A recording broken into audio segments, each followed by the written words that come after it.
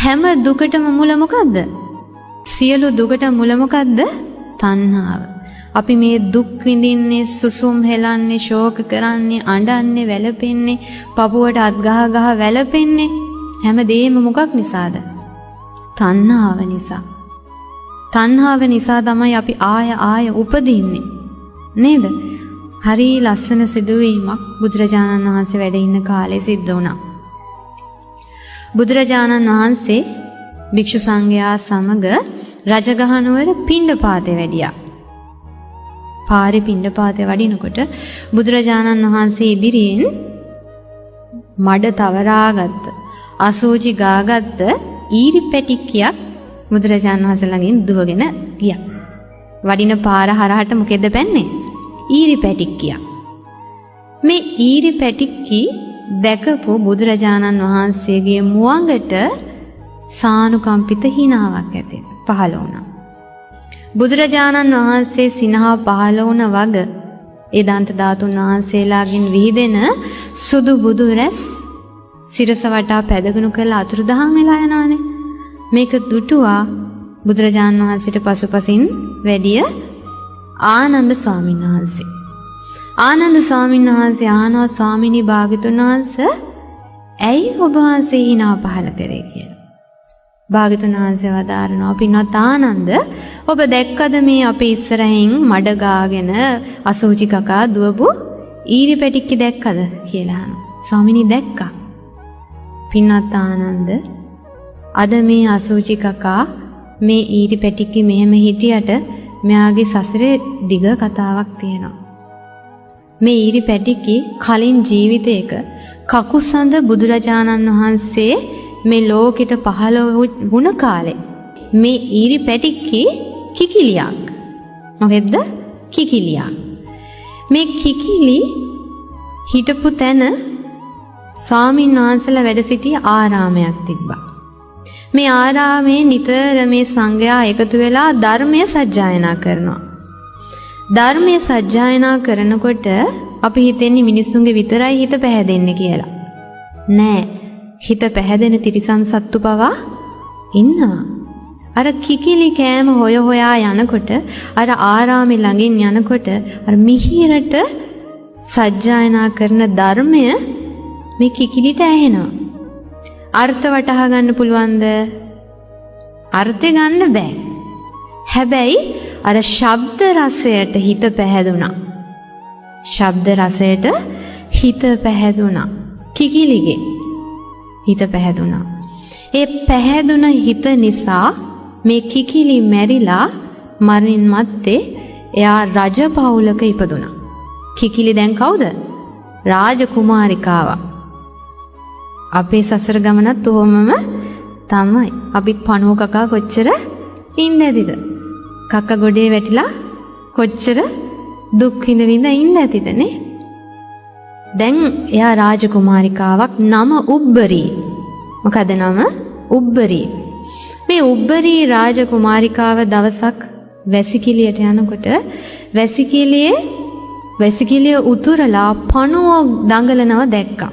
වැසිකිළි වලේ පණුව දැකලා මේ කුමාරිකාවගේ හිතේ එකපාරටම අසුබ සංඥාව, අසුබ භාවනාවේ අසුබ සංඥාව හොඳට හිත පිහිටියා.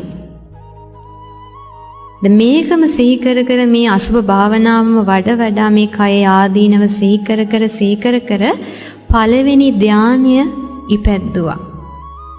විතක්ක විචාර ප්‍රීති සුඛ ඒකාග්‍රතා සහිත පළවෙනි ධානය උපදවා ගත්තා.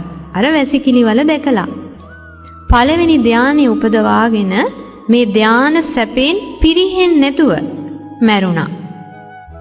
ඒ කියන්නේ මැරෙන වෙලාව දක්වා ඕනම වෙලාවක යාට පළවෙනි ධානයට සමවදින්න පුළුවන්. ඒක පිරිහිලා නැහැ.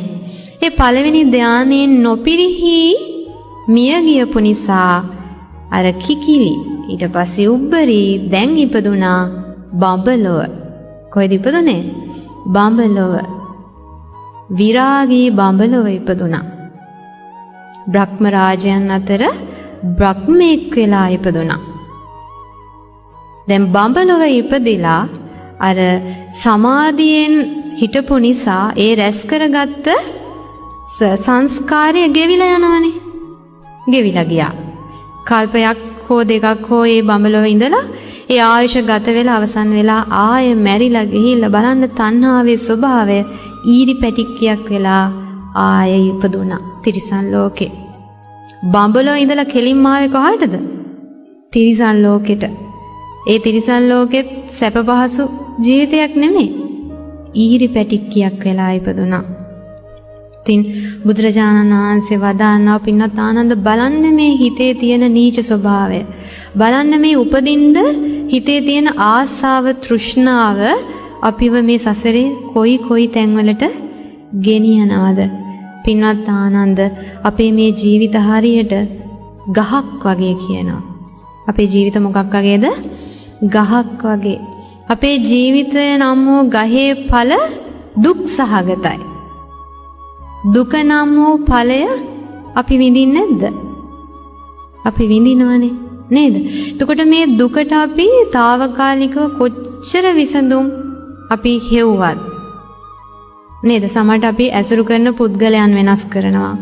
සමහර විට ඒ දුකෙන් නිදහස් වෙන්න අපි ඉන්න තැන වෙනස් කරනවා. ඉන්න රට වෙනස් කරනවා. නේ? විවිධ දේවල් රැකියාව වෙනස් කරනවා. විවිධ දේවල් කරනවා. හැබැයි දුකට හේතුව මුල ප්‍රහාණය කළ නැති තාක්කල් අපි පැලැස්තර ඇල්ලුවට ආය අපිට ඒ දුකම මුණ ගැහෙනවා. ඒක හරියට බුදුරජාණන් වහන්සේ වදාරනවා ගහක මුදුන් මුල තියෙද්දි මේ ගහ කපන්න ඕනි මේ ගහ විනාශ කරන්න ඕනි කියලා කඳෙන් කොච්චර කැපුවත් ආය මොකද වෙන්නේ? දලු දානවනේ. ඒකට හේතුව මොකද්ද? ගහේ මුල තියනවා හොඳට. එහෙනම් අපේ ජීවිතේ නම් ගහේ මුල මොකද්ද? තෘෂ්ණාව. මොකද්ද? තෘෂ්ණාව. තෘෂ්ණාව කියන මුල හොඳට පොළවට අල්ලලා තියෙන්නේ. අපි එතකොට මේ දුකට විසඳුම් කොයිතරම් බාහිර ලෝකයෙන් පරිසරයෙන් හෙව්වත් හරියට අර ගහේ කඳ කපලා දැම්මා වගේ පොඩි කාලයකට කෙටි කාලයකට අපිට විසඳුමක් ලැබෙයි. හැබැයි ආයෙමත් දුක කියන දලු දානවා. දුක දලු දදා ඵල හටගෙන අපිට දුක උරුම කරලා දෙනවා. එහෙනම් මේ දුක නම් අපේ ජීවිතය සහ මුලින්ම මේ දුකෙන් නිදහස් වෙන්න නම් අපි මොකද කරන්න ඕනේ? මුල කඩලා දාන්න ඕනේ. මුල මොකද්ද? තෘෂ්ණාව. තෘෂ්ණාව නම් මුල ගලවලා වීසි කරලා දාන්න ඕනේ.